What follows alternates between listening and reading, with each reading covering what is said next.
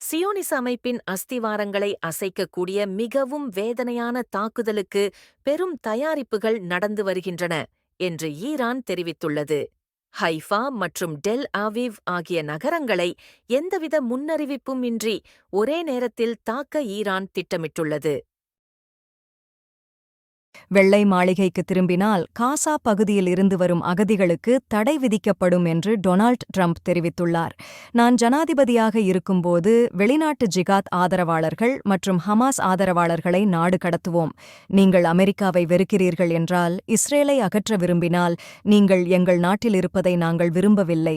மேலும் இஸ்ரேல் மற்றும் யூத லாபி 15 ஆண்டுகளுக்கு முன்பு இருந்ததைப் போல இப்போது சக்தி வாய்ந்ததாக இல்லை என்பது தனக்கு ஏமாற்றமளிப்பதாக ட்ரம்ப் கூறுகிறார்.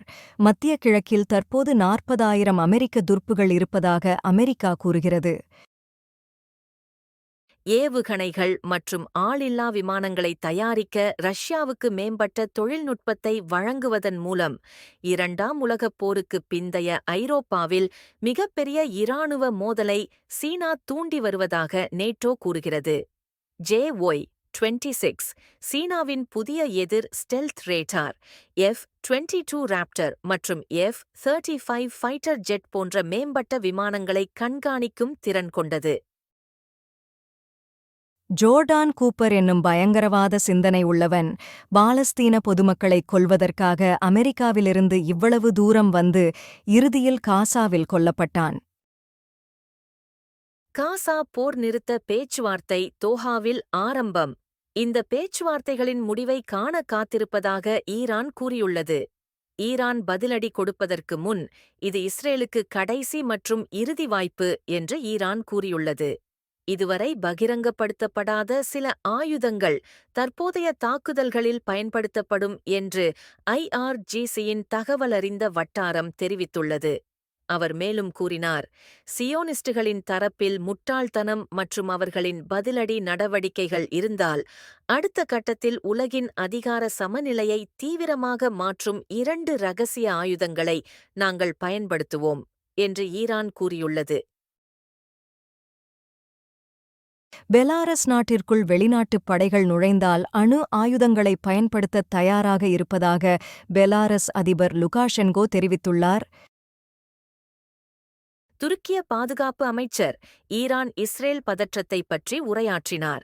சமீபத்தில் இருவருக்குமிடையிலான பதற்றம் அதிகரித்துள்ளது. இது எங்கள் பிராந்தியத்திற்கு மிகவும் ஆபத்தானது.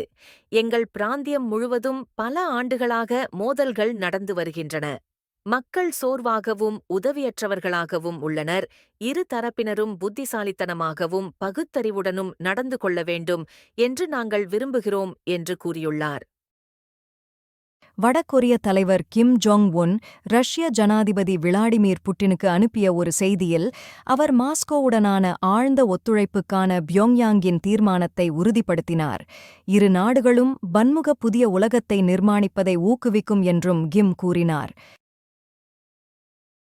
காசா சமரச பேச்சுவார்த்தையில் மத்தியஸ்தர்களான கத்தார், எகிப்து மற்றும் அமெரிக்கா ஆகியவற்றின் ஒரு கூட்டு அறிக்கை இந்த வாரம் டோஹாவில் நடந்த பேச்சுவார்த்தைகளை தீவிரமான மற்றும் ஆக்கப்பூர்வமான என்று விவரித்தது.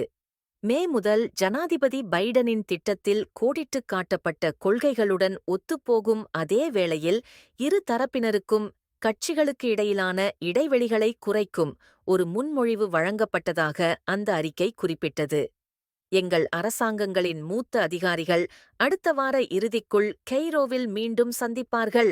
இன்று நிர்ணயிக்கப்பட்ட விதிமுறைகள் குறித்து ஒரு உடன்பாட்டை எட்டுவார்கள் என்று நம்புகிறார்கள் என்று அந்த அறிக்கை மேலும் கூறியது. வீணடிக்க இனியும் நேரமில்லை. மேலும் தாமதத்திற்கு எந்த சாக்குப்போக்குகளும் இல்லை.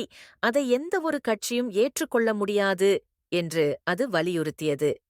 இந்த முடிவை அடைவதற்கும் உயிர்களை காப்பாற்றுவதற்கும் காசா மக்களுக்கு நிவாரணம் வழங்குவதற்கும் பிராந்திய பதட்டங்களை அமைதிப்படுத்துவதற்கும் இப்போது பாதை தெளிவாக உள்ளது என்று அந்த அறிக்கை நிறைவு செய்தது.